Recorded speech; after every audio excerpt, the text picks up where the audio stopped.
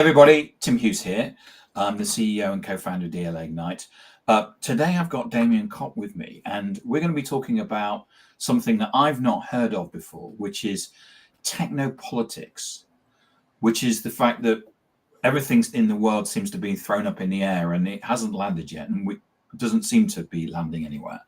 And we need to take into account the fact that there is just this massive mix up of everything. So anyway, Damien, welcome. Where can people find you? Thank you, Tim. You can find me on LinkedIn, Damien Kopp, and I'm sure you'll be able to find me very easily. Absolutely, you're pretty active anyway on LinkedIn, aren't you? So Damien, what is technopolitics? So it's really the intersection of technology, power, and ideology. And it's not new by any means. I think people have been using technology to gain control, to impose control in many aspects. I think of, a few strategic, critical technologies like semiconductors, for example, that have been key, have been actually highlighted in a few books, including Chip War, for example. And I think it's important now because there's a massive concentration of power of how and who. So who owns the technology and controls it today, and in particular, strategic technology like artificial intelligence. And looking at the value chain of this technology, you'll realize how concentrated and resource intensive and concentrated it is in the hands of a few.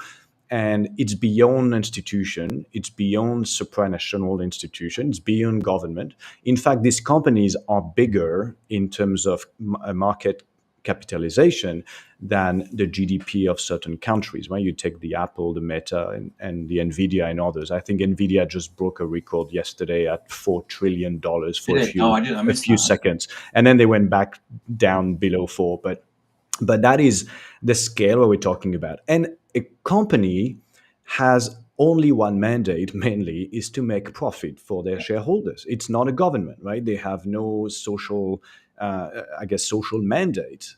And considering the sheer size of their their presence globally as well, is I think it begs the question as to what is their intent beyond just growing and I guess taking more profit, and what is the ultimate agenda beyond just pure competition and capitalism, and that gets into a very interesting space, which is then some are driving with ideology as well. This ideology is being now baked in some of the component of this AI value chain I mentioned.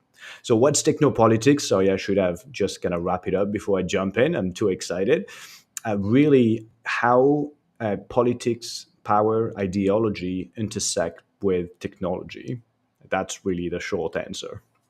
Because I know that when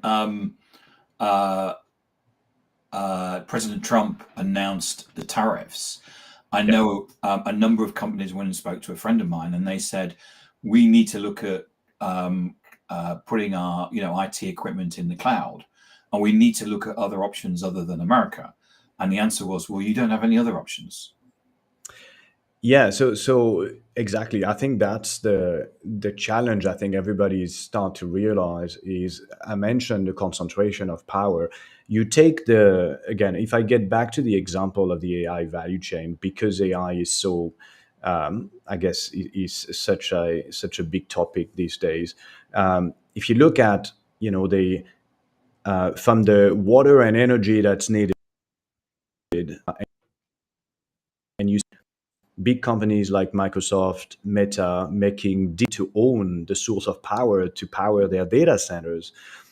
They own data centers themselves. They own, and they're trying to design their own chips. But today, the lithography technology is effectively one company in the world, ASML, based in the Netherlands, and the only company that can design a super the latest generation of chips used for AI, so GPUs, is TSMC in Taiwan. So you have really a handful of companies who are able to master this technology, and then you have the big hyperscalers and the big tech companies, big platforms who are trying, you can see, to verticalize, right? So I mentioned nuclear power, chip design, data centers, submarine cables, satellites, and all the way to AI models. And if you look at now the fact that people consume news and information through social media and through some of these platforms that are amplifying a number of news, usually emotionally charged, usually negative, because it brings more clicks, more engagement. Yep. And knowing that none of these tech, and especially the Gen AI model, are neutral, then they are driving an agenda. And I'm not about the conspiracy theory here, but it's a fact. Every LLM created, from Grok, who actually was, I think, just in the news, I think, out of this morning, because it was promoting some Nazi ideology, Yep. is naturally, if people use this technology to produce content, or they use it to consume content or summarize content, that becomes really a problem, because whoever owns the infrastructure end to end owns the narrative. So you can have a way to you can be a politician trying to explain your agenda.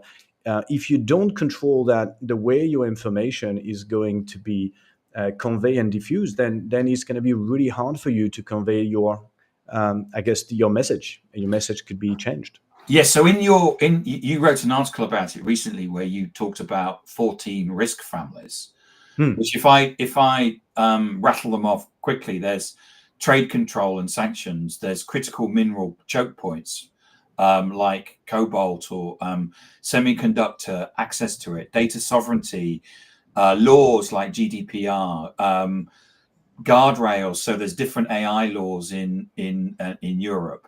Um, Cyber warfare, currency payments, conflict. So you talk about the fact that there was a cable cut under the in Europe. Yeah. Talent mobility. You've got Meta basically saying that they're going to pay people with AI skills 100 million to come and join them. Supply chain issues, source code transfers, and political instability. So that just to rattle them off.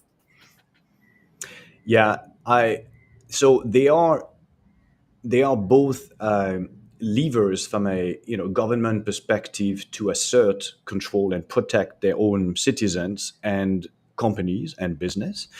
But they are also, if you look at it from a corporate perspective, which is the angle I'm trying to take, because I'm working with clients to try to understand the risk, and the risk is about these dependencies, and it's always very specific to the kind of business a company is in, the kind of market they operate in, and the kind of infrastructure they have.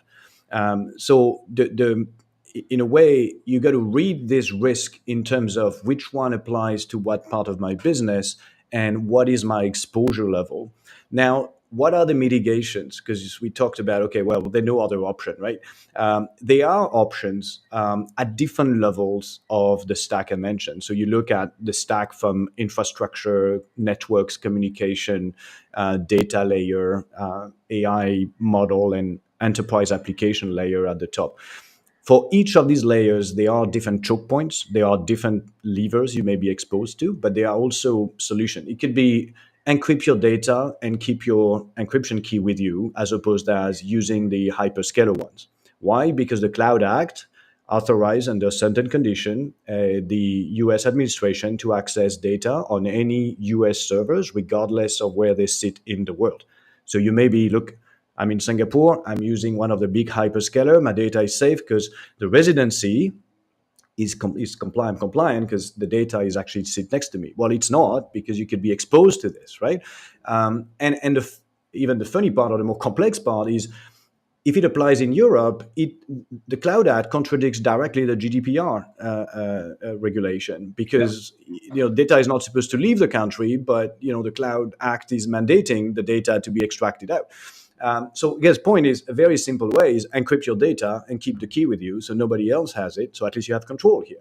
Now there are also open source solutions, alternative to some of the big software suites out there. And you can see Denmark, some municipalities in Denmark and Germany have announced that they were effectively moving away from Microsoft Office and Azure to look at open source alternative, for example. Now, can everybody do that? Probably not. But again, they saw it for their business and their mandate as a risk. So there are solutions. None of them are perfect. I take usually a risk-based approach and a very practical approach. If there's no alternative, you get to look at some of the workarounds or mitigation in the meantime until you can plan for better. So from a tech leader perspective, what sort of things that we need to be looking at? Because, we need to be looking at IP rights, data localization, different jurisdictions. What do we need to do as leaders? So I think first of all is I think the awareness part, and I think I can tell now, having talked to a number of industry leaders across different markets, there's a very different level of awareness, and I think a sense of risk and exposure depending on the jurisdiction they operate in. So where I'm at here in Singapore and across Asia, I don't get a strong feel that sovereignty is a big deal, and I know in Europe it's actually the number one topic everybody's going to talk about, right? And so there's a different kind of level of urgency that is pretty clear. So awareness certainly the first one, and second is really be able to do a stress test your digital infrastructure and look at your current exposure, and then you can start planning for some of the quick wins I mentioned. It could be turn a switch. On Salesforce has a Shield Force feature to encrypt your data at rest. Well, is it even turned on? Don't know, right? So I'm coming up with checklists, very practical checklists to look at. Have you done X, Y, and Z? And you start mitigating and putting in place your mitigations. They are obviously longer term activities. It could be take some of your data, your systems on premise, the most sensitive one, or look at a sovereign cloud option. And by sovereign cloud, I don't mean the same guys telling now it's sovereign. I'm saying a true sovereign option. So again, it's not going to be perfect, and especially on the short to mid term, because there are very few options in that sense, but there are some that could help start the decoupling and limit some exposure on some critical aspects of the business. And what can we do from an operational point of view in terms of looking at the risks and the disruption and things like that? I look at it as it's really scenario planning, right? In a way, so in most major organizations, you'll have a chief risk officer, and you'll be running through business continuity planning scenarios, right? This is no different. I think it's a new lens on understanding that this is now a risk that should be in the risk officer's radar. And interestingly, because tech has a tendency to be a bit on the side, it may not be perceived as such. So what I'm trying to do is bring it up and say, look, it's actually now an executive level, a board level kind of conversation. You have exposure on your data and your digital infrastructure because you are not completely strategically autonomous, right? So how you build that strategic autonomy is by understanding where you can decouple. So scenario planning, stress test your organization and your tech stack to understand with these choke points, the choke points. Yes, sorry, and try to list them out and start to kind of activate mitigations as you go. And the stress test approach, I think, is helpful because it's practical and it will go straight into what matters for the business. So again, make it practical, make it risk driven, and there's no perfect answer to that, but there will be a very specific approach, I think, for each business, industry, sector, and markets. And building resilience, I assume. Exactly. So the point here is to build resilience for the business, because you don't want to be surprised, right? You have companies who can be completely disrupted from day one because suddenly they cannot they cannot buy a service or use a SaaS platform that's now cutting borders, or because they pay in USD, suddenly they've been exposed because they've been using Swift by paying in USD, and they had nothing to do even with the tech being American or whatever. But there are these choke points that you need to really identify and be able to be that again you can mitigate immediately, I think. And is there any other future technopolitics trends that we need to be looking out for? I touched upon it a bit earlier, but I think maybe the most threatening part in a way, and not trying to sound the alarm too much here, but I think the information flow, and I think the narrative around I guess how the information is being consumed today, I think is the major risk if you look at it from a society, from a country perspective, but also from a corporate narrative perspective.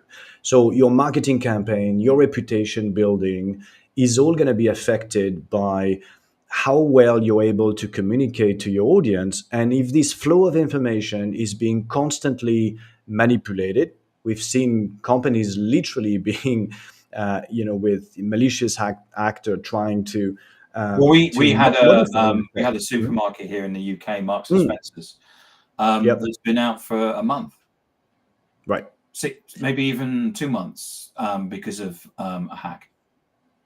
And yeah, so it comes as a and there's the cybersecurity component to it, stealing data, exposing data or systems, but there's also just the exploitation of the narrative and trying to either blackmail or modify the message a company is trying to get across. So Well, it can be extremely they've worked out that it was an internal person. Okay. Yeah. Yeah. Which is and I'm mentioning that because that's a risk that you have to mitigate. Yeah. And at one point, the hackers wrote to the board of Marks and Spencers and sent them all emails saying, "You do realize that your company is at risk and you need to pay this ransom." Yeah, that's terrible. Terrible. So I guess back to your question about what to look for. I think understanding and being aware that the information as it flows today is being unfortunately quite it's quite hard to have that true sense of transparency and trust, and people are losing trust in the traditional media and institution, and now you rely on social media that are not any better because they do amplify again emotionally charged negative sentiment, which is not great. So if it's not great for I guess society and for individuals and for businesses, it's a stabilization issue in many economies that we live in, and certainly for a business, it can be really hard to recover and regain control. So do you think we can alleviate some of this risk by using insurance? Oh, that's a great point. If they're able to cover for the risk, yeah, I don't know how much of a Because I premium understand that I understand that you can now insure against these ransomware attacks, and the insurance to a will point. pay out Yes. and pay the Yeah. ransom. Yeah. It is true, I think, to a point, but I think the moment, and maybe back to some of my earlier points, it's a legal lever being used by an official government or institution. It will be likely excluded from any of these of the terms because it's not an accident. It's actually a legal enforcement of something that was foreseeable. Again, the Cloud Act is legal in that sense, right? The GDPR is legal, so I don't think you'd be covered against that. And that's more actually the sense of my overall my message is, obviously there still be cyber attacks and people with malicious intent. I think the challenge is the moving landscape of the policies and different jurisdictions flexing muscles using legal power to influence certain decisions and technology. And that is hard because it's legal, but you're going to be the first one impacted, although you're on the other side of the world. And that's what I'm trying to kind of get a better read on and advise my clients on. Damien, thank you so much for coming on and talking about Technopolitics. It's a fascinating subject. If people wanted to find out more information, where could they find it? So I do have a publication called concentric.co, concentric with two Ks. So that's KONCENTRIK.co. .co, and you can always contact me again on LinkedIn, and you will see my newsletter from there as well. Excellent. Thank you. Damien, thank you so much for coming on. It's not a subject I've come across before, so I really appreciate you coming on. And Thank you, Tim, for having me. Super appreciate it. Thank you so much.